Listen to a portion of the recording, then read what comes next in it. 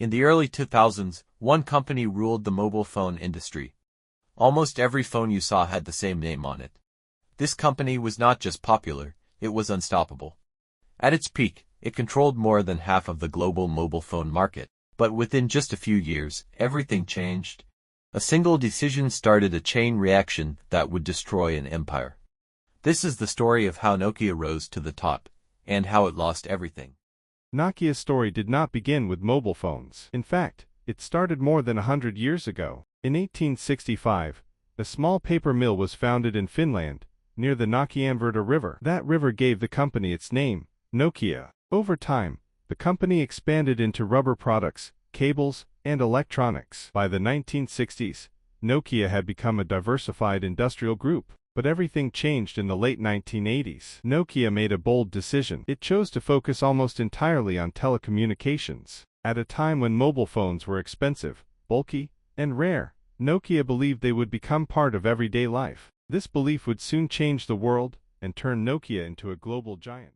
How Nokia took over the world. During the 1990s, the world was changing fast. Mobile phones were no longer a luxury. They were becoming a necessity. Nokia was perfectly positioned for this moment. The company focused on one simple idea: making mobile phones that were reliable, affordable, and easy to use. While competitors struggled with complex designs, Nokia created phones that anyone could use. Its devices were durable, the battery life was excellent, and the user interface was simple and intuitive. Models like the Nokia 3310 became legendary. By the early 2000s, Nokia was everywhere. In Europe, Asia, and Africa, Nokia dominated the market. At its peak, Nokia controlled more than 50% of the global mobile phone industry. The company employed tens of thousands of people, and was one of the most valuable brands in the world. For a moment, it seemed impossible to defeat Nokia, but while the company celebrated its success, a silent revolution was about to begin. The decisions that changed everything.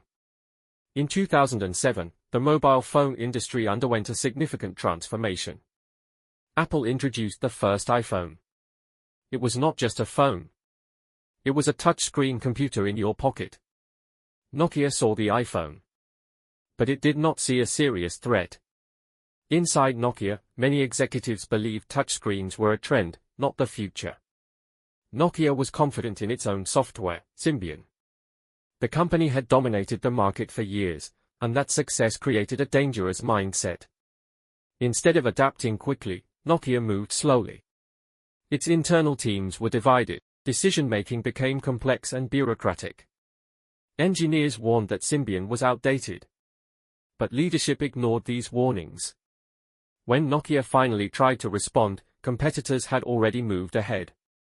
Android devices began flooding the market. Samsung adapted fast. Apple focused on innovation. Nokia was stuck between old systems and new realities. One wrong decision followed another. And the gap kept growing. How Nokia lost everything. As smartphones took over the market, Nokia's position weakened rapidly. Sales began to decline. Market share dropped year after year. In a desperate attempt to survive, Nokia made another critical decision. In 2011, the company abandoned its own software and partnered with Microsoft. Nokia phones would now run on Windows Phone. The move was risky. Developers were not interested. Consumers were already committed to Android and iOS. The ecosystem failed to grow. Losses increased. Factories were closed. Thousands of employees lost their jobs. By 2013, the situation was clear. The company that once dominated the world could no longer compete. Nokia sold its mobile phone business to Microsoft for a fraction of its former value.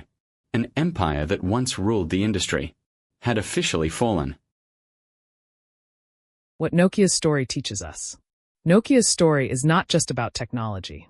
It is a lesson about success, fear, and change. Nokia did not fail because it lacked talent or resources. It failed because it stopped listening. Success made the company comfortable. Comfort created fear.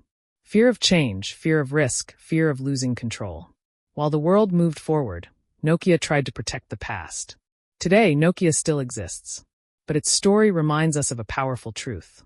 In business, in technology, and in life, standing still is the fastest way to fall behind. the giants of today, can disappear tomorrow if they refuse to adapt.